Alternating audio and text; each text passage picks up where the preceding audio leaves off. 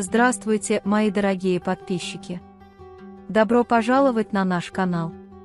Не забудьте подписаться на наш канал, чтобы быть в курсе новых видео. Диан и Бэрон раскрыли все имена, и их ждет захватывающее ожидание. Однако каждый говорит, что собственное имя самое красивое.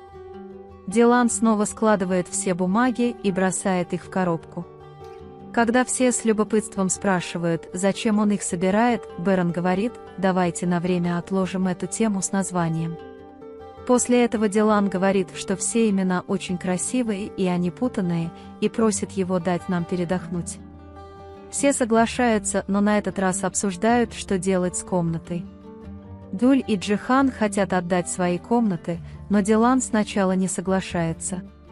Но когда Джихан сказал, что комната для меня слишком мала и я перееду в комнату на верхнем этаже, он убедился, и они спланировали, как переехать. Господин Гурме сначала говорит «спасибо-спасибо», а затем передает свою открытку Ясмин и уходит. Ясмин до сих пор в шоке от произошедшего, но Харун очень рад и счастлив, что теперь он шеф-повар. Когда Ясмин узнает, как далеко находится Анталия, она спрашивает, что будет. «Мы собираемся уйти сейчас». Дилан и Бэрон рассказывают о том, как они будут выбирать имя. Когда Дилан говорит, что не хочет никого обидеть, Бэрон говорит: «Не волнуйтесь, я поговорю с ним один за другим, если понадобится». Поэт находит дом и селится там с Джавахиром. Поэт отправляет Хасану послание и просит срочно принести деньги. Пока Хасан жалуется на это, Ферат пытается сказать: «На что вы жалуетесь, что вы опять делаете?» К ним приходит Гуль.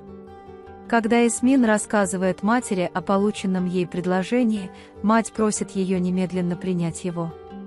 Но Ясмин очень нерешительна в этом вопросе и не желает расставаться с Харуном. Дилан и Баран входят в детскую комнату, которую покинул Джихан, и обсуждают, что делать. Когда Дилан задается вопросом, опоздали ли мы, Бэрон говорит: «Все будет хорошо, не волнуйся».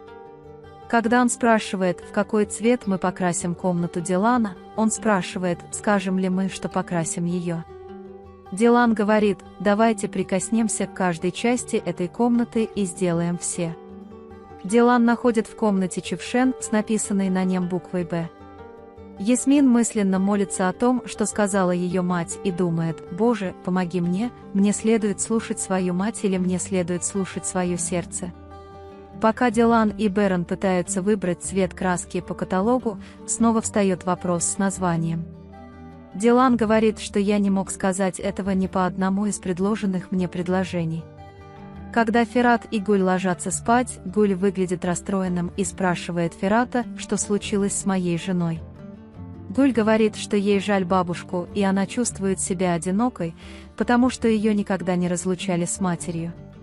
Когда Ферат говорит: «Я для тебя все, ты не одинок, посмотри, у тебя здесь большая семья», Гуль отвечает: «Ты прав». Когда Ферат говорит: «Я сделаю кое-какую работу и отвезу тебя к твоей матери», Гуль спрашивает, правда ли это. Ферат говорит: «Не волнуйся, Гуль, мы поедем при первой же возможности». В то время как Дилан говорит, что покрасит комнату моего сына, госпожа Баран Шули и господин Элькер упрямятся, говоря, что пришлют команду. Когда Бэрон говорит Дилану, что это невозможно, потому что он только что вышел из операции, Дилан настаивает, чтобы он отдыхал медленно. Хасан же очень возмущен тем, что его мнение по поводу поля с именем не спросили, поэтому он пишет его на листке бумаги и бросает его в ящик, пока никого нет рядом. Цеврии советует Ясмин решить, хочешь ли ты быть один на этом пути или хочешь быть с Хааруном. Джевдет замечает, как грустен Харун, и говорит: «Почему ты его расстраиваешь? Иди и будь вместе и не оставляй его». Но Харун так не думает.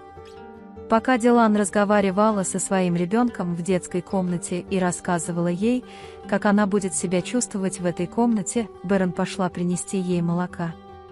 Собираясь войти в комнату, он слышит голос Дилана, подходит и слушает, что он говорит. В это время Дилан всегда на первом месте, всегда защищает своих близких ради малыша и отца, и когда она думает об этом, она упускает несколько прекрасных моментов. Когда Бэрон приходит к нему и дает молоко, Дилан благодарит его и уговаривает барана нарисовать его вместе. Вместе они мечтают о моментах, когда малыш будет играть, и о времени, которое он проведет со своими братьями и сестрами. Бэрон говорит: «Да ладно, эмоциональная девчонка, хватит мечтать, тебе нужно послушать сейчас», берет ее за руку и ведет в спальню. Ясмин смотрит на свои фотографии с Харуном на телефоне и постоянно думает, что делать. Когда Дилан и Бэрон ложатся спать и обсуждают, что у их ребенка в будущем появится любящий супруг, она спрашивает: «Собираешься ли ты выступать в роли свекрови?» Дилан говорит, что тот, кого любит мой сын, мой драгоценный человек, и говорит, что сначала нам нужно найти имя. Пока Дилан медленно засыпает, Бэрон говорит ему: «Какой милой бабушкой ты был бы для своей бабушки, Дилан». Затем он видит, что Дилан спит. Дилан видит во сне мать барана.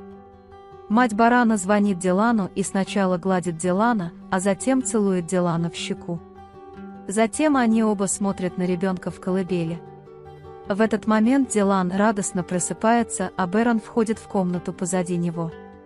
Дилан сразу же начинает рассказывать о своем сне. Он говорит, что видел Гэджу Эйтон во сне и что в событиях, увиденных им во сне, было что-то очень важное. Бэрон говорит, что если ты увидишь мою мать, произойдет что-то хорошее. Затем он говорит, что приготовил для нее сюрприз и ведет Дилана в детскую комнату. Баран купил всю краску и подготовил помещение к покраске. Дилан очень волнуется, когда видит краски. Он также пытается вспомнить, что важно во сне. «Если бы имя нашего ребенка было известно, мы бы написали его в этой колонке», — говорит он. Потом ему не нравится то место, которое нарисовал баран. Это, конечно, очень естественно, сколько раз наш баранский мастер брал в руки кисть. Он говорит: «У нас не было таких людей, мы сами справлялись». Баран говорит, что в нашей стране, чтобы стать хозяйкой, нужно быть батраком. «Я работаю, сколько себя помню». В то время, когда Джихан пришел и захотел помочь, баран сказал: «Теперь отдохни, мы сделаем это с Джиханом», но Дилан определенно не соглашается. Между тем, когда Джихан спрашивает: «Брат, как ты попал на эту работу?» «Я думал, что это будет конец той работы, которую ты делал в детстве, я сказал тебе, что ты оставишь ее наверху», Дилан говорит: «Как ты можешь это объяснить?» Когда баран пристально смотрит на Джихана, Джихан понимает, что он бездельничает, и убегает, потому что он имеет какое-то отношение ко мне. Дилан сказал: «Я уже это понял, это видно потому, как он держит кисть». Когда Бэрон спрашивает, как держать кисть, Дилан показывает ему. Затем, когда любовник смотрит на Бэрона, он говорит: «Не смотри так, очевидно, что ты влюблен». Когда Дилан меняет взгляд и спрашивает, что можно понять, когда смотришь на нее вот так, Бэрон хватает ее и целует в щеку. Джавахир корчится от боли и сильно страдает, потому что его рана инфицирована. Дилан и баран писают, делают перерыв и идут поесть. Пока Дилан готовится, Бэрон идет купить ему что-нибудь. Когда они выходили из сада, прибывает курьер с краской, которого они ждали, и доставляет ее Бэрону под именем мистера Бэрона, спрашивая: «Работаете ли вы здесь?» Бэрон представляет Дилана: «Да, мы здесь работаем, это мэм». Мужчина говорит, что наша работа очень хорошая, позаботься о ней, можешь передать ее мистеру Бэрону, и уходит. Затем Дилан говорит, что не ожидает работы с бараном.